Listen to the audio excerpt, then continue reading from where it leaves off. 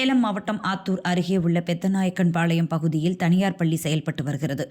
மாணவ மாணவிகளை ஏற்றிக்கொண்டு பள்ளி பஸ் தளவாய்ப்பட்டி பிரிவு சாலையில் சென்றது. அப்போது பின்னால் வந்த லாரி பள்ளி பஸ் மீது மோதியது.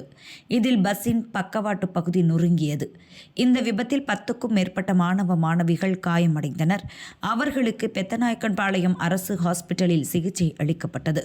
3 குழந்தைகளை தனியார் ஹாஸ்பிட்டலில் அட்மிட் செய்தனர். ஆத்தூர் ரூரல் போலீசார் விசாரிக்கின்றனர்.